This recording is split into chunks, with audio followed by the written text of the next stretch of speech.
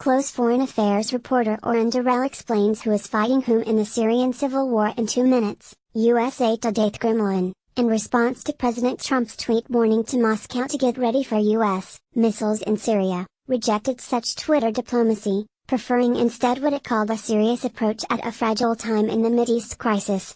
"We do not participate in Twitter diplomacy," Kremlin spokesman Dmitry Peskov said in a statement Wednesday. "We support serious approaches. We continue to believe that it is important not to take steps that could harm an already fragile situation." Trump threatened military action following a suspected chemical attack on the rebel-held town of Douma, near Damascus, on Saturday that activists say killed at least 40 people, many of them children. The Syrian government and Russia, a close ally of the Bashar Assad regime, have denied a chemical attack occurred. Syria's foreign ministry accused Washington of using the alleged chemical attack as a pretext to attack it.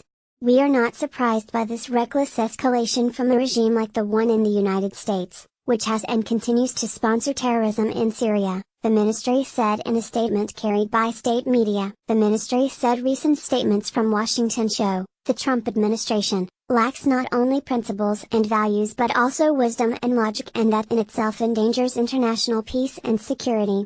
Russia's ambassador to Lebanon, Alexander Zasypkin, told Hezbollah's Al-Manar TV station that any missiles fired at Syria would be shot down. Hezbollah is closely allied with Iran, another Assad supporter.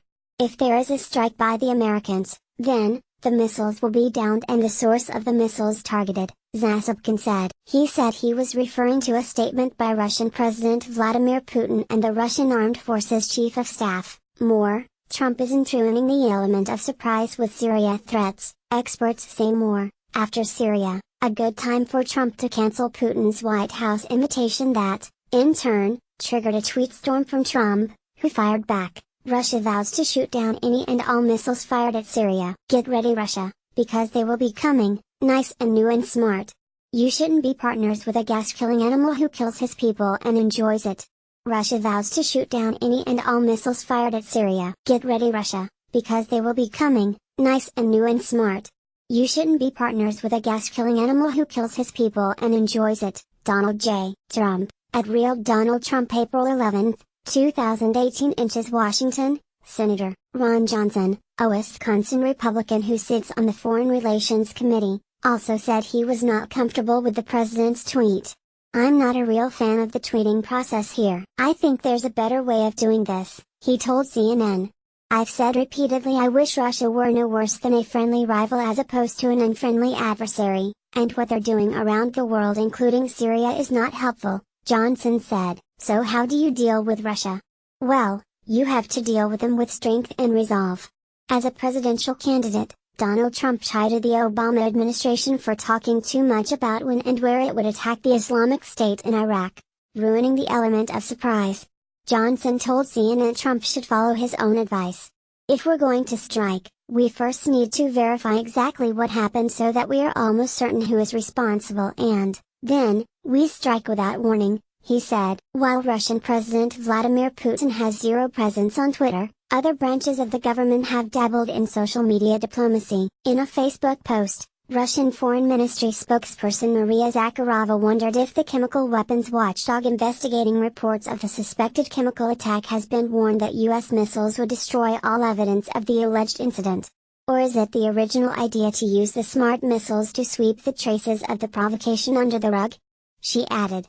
Another top Russian official warned Trump of serious consequences if any Russians are wounded or killed in any possible airstrike on the war-torn nation. More, Trump needs to think more broadly on Syria strategy, Madeleine Albright warns. Vladimir Chizov, Russia's permanent representative to the European Union, told Euronews, Russia has warned U.S. representatives, both publicly and via corresponding channels, including military ones, about serious consequences that might follow possible strikes on Syria, if Russian citizens are hurt in such strikes, accidentally or not, Russia's TASS news agency reported. Meanwhile, a senior Russian lawmaker warned the U.S. that Russia would consider an airstrike on Syria as a war crime, state media reported Wednesday. The RIA Novosti news agency quoted Andrei Krasov, the deputy chairman of the Russian parliament's defense committee, as saying that Russia will treat a U.S. airstrike on Syria not just as an act of aggression but a war crime of the Western coalition.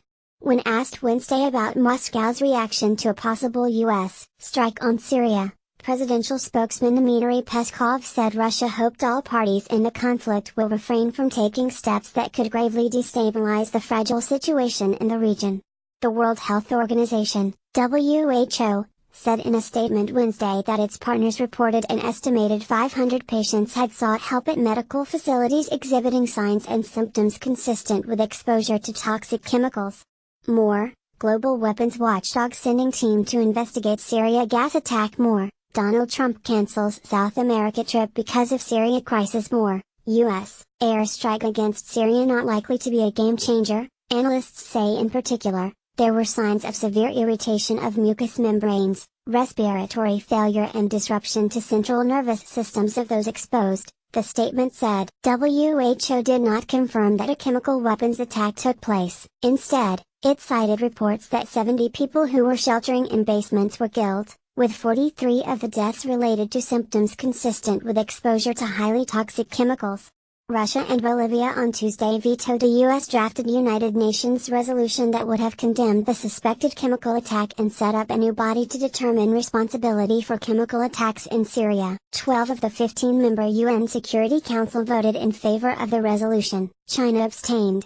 European airspace authorities have warned aircraft to take care when flying close to Syria because of possible military action against Assad's forces. Eurocontrol Airspace Organization said that the European Aviation Safety Agency had sent a rapid alert notification that flight operators needed to consider the possibility of air or missile strikes into Syria.